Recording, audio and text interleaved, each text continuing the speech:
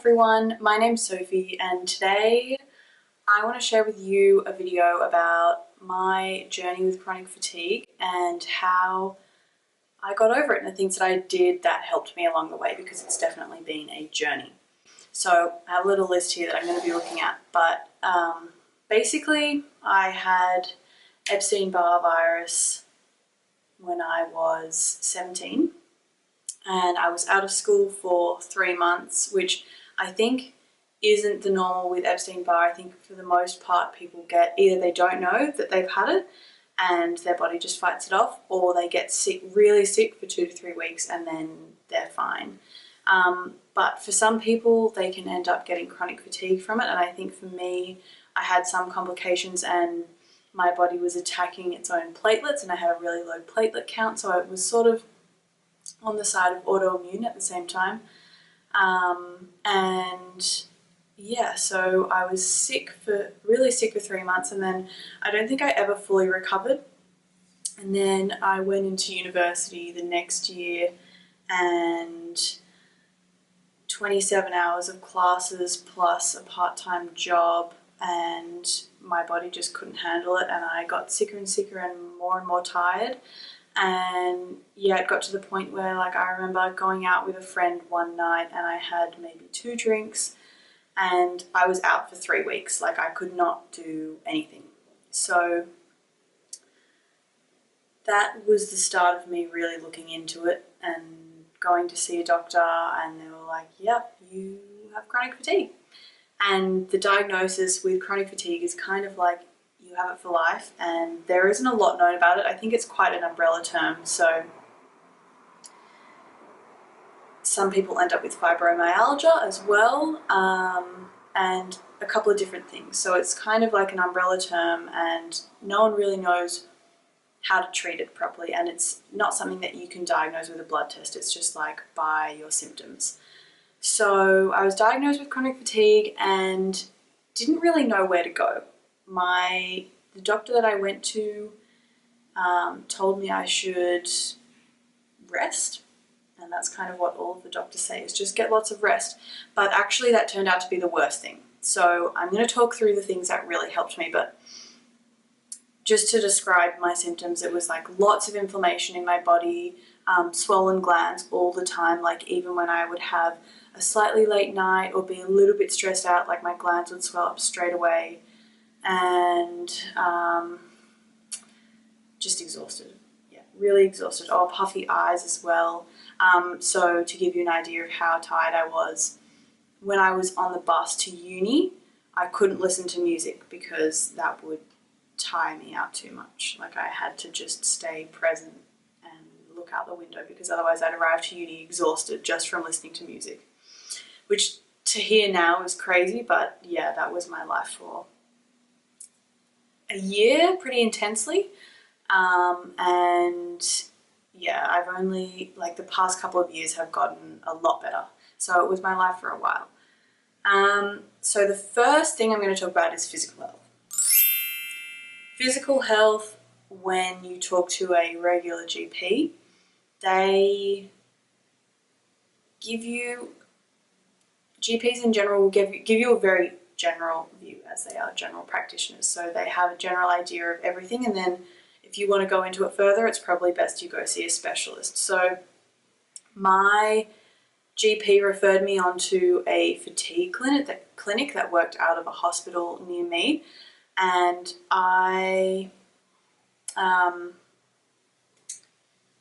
they had a physical therapist and a exercise physiologist and a psychologist.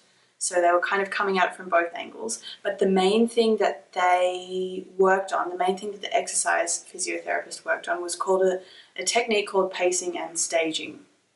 Now there's a bit of literature on it, so I'll link it down below.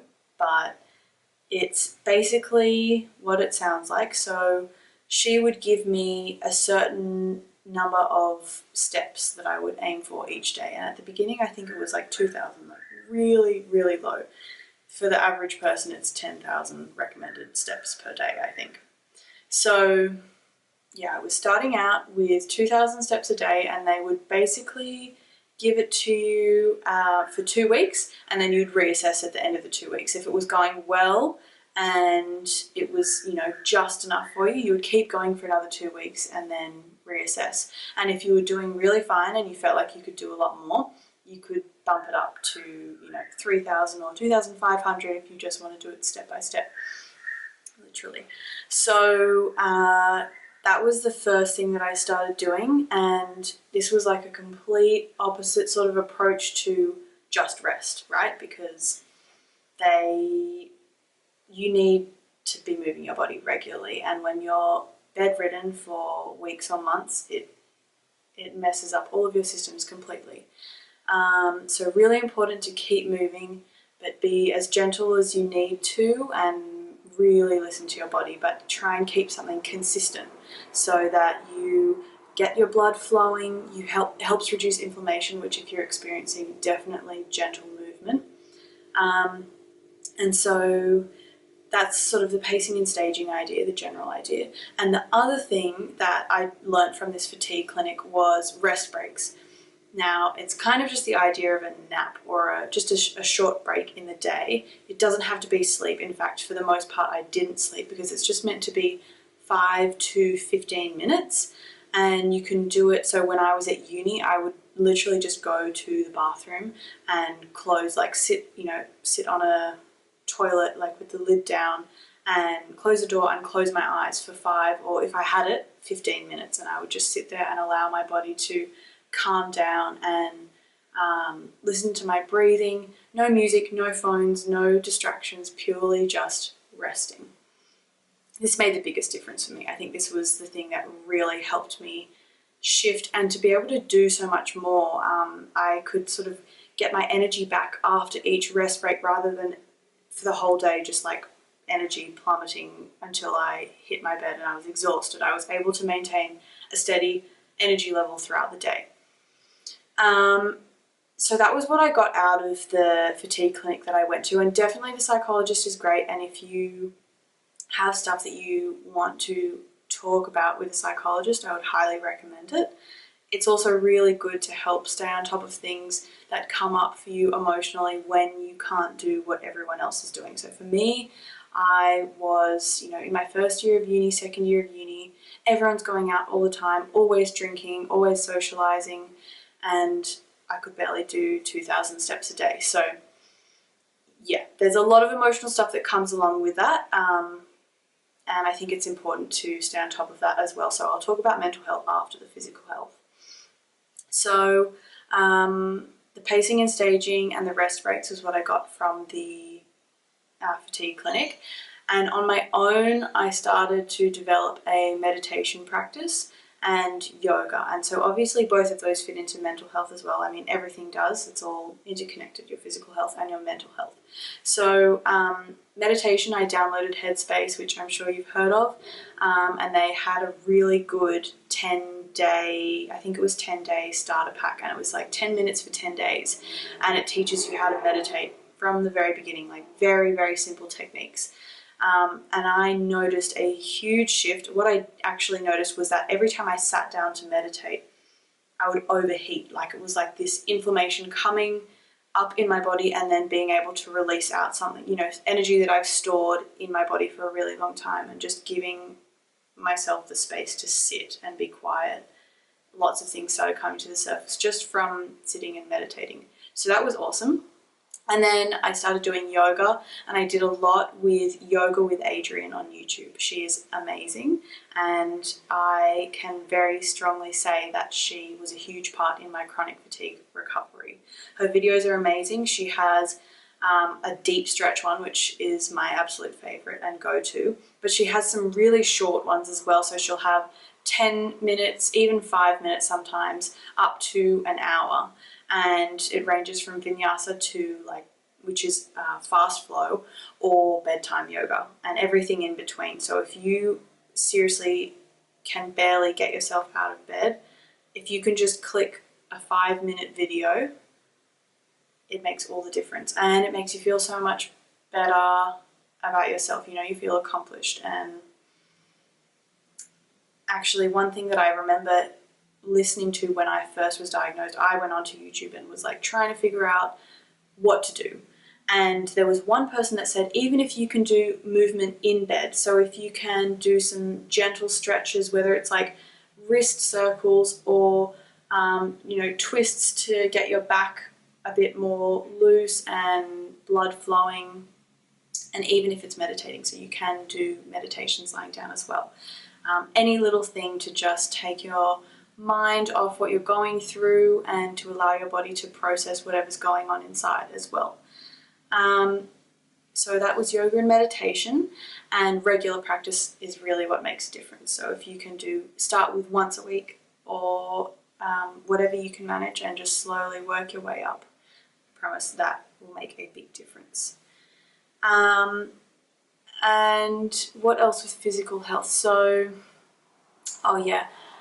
I stopped drinking alcohol, stopped drinking caffeine, anything that would make my glands swell up again. I really just cut everything out and was trying super hard to get well, basically. So if you can drink those things and you feel fine, then that's great. But chances are they're putting a tax on your nervous system and it's making it harder for you to feel deep rest and move through the chronic fatigue.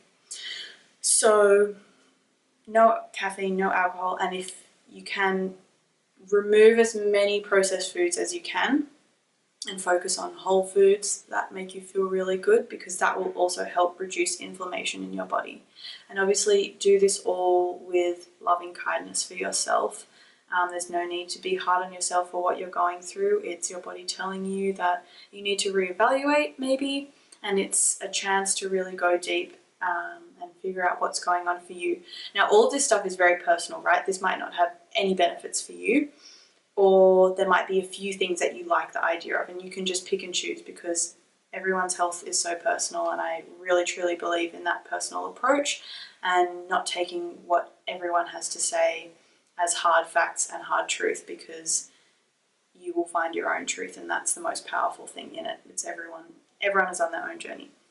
So I just want to say that you don't have to take everything I say very seriously. It's just, hopefully it will help someone else, because when I first was diagnosed, the majority of stuff I found online was super negative, and I just want to make sure that there are some positive things out there on how to recover from chronic fatigue, and it is 100% possible. So that is for the physical health. And now for the mental health, I just want to touch on it because they're so interconnected. And for me, I think that there was a lot of emotional residue that I needed to process, to release from my body, because your body stores a lot of emotional tension and memory. So it got to a point where my body said, this is enough. Like, I can't do this anymore. But I think a lot of it was a mental stress. So seeing a psychologist, and if you have good healthcare, depending what country you're in Australia, you get 10 free sessions a year. And if not, if you're at school, you can see a school counsellor, or if you're at uni, they have counsellors. Even just journaling. If you can just journal what's going on in your head, I feel like that's extremely beneficial, just to check in with yourself and what's going on. And yeah, so there's a lot that you can do with your mental health, and there are a lot of alternative therapies you can do. Some of the things that I did was Chinese medicine, acupuncture, massage was super helpful for all of the inflammation. I saw a naturopath for a bit and took some herbs, and you can also do energetic healing, or quantum healing as some people call it. And even in psychology, there's lots of different approaches, depending on what you're going in with, right? And yeah, you just will find what works for you in each of those categories. But be open to trying new things, I guess, and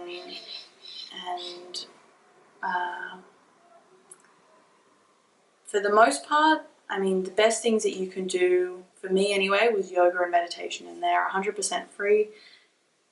You can go onto YouTube and find so many different yoga classes and meditation classes. and they definitely made the biggest difference. You don't need to be spending lots of money on alternative therapies or treatments or whatever if you don't have it. I think it's nice to have those things as an extra support around you to make you feel like you're being supported by other people and like your healing is being supported by other people.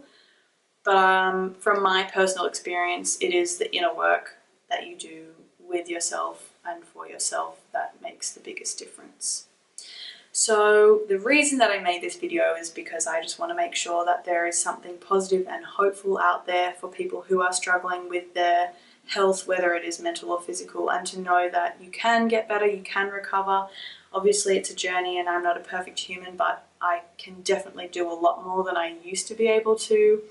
I just finished 6 years of university and I've been traveling around the world, and I can go for runs and walks, and I can do everything that I used to be able to do now.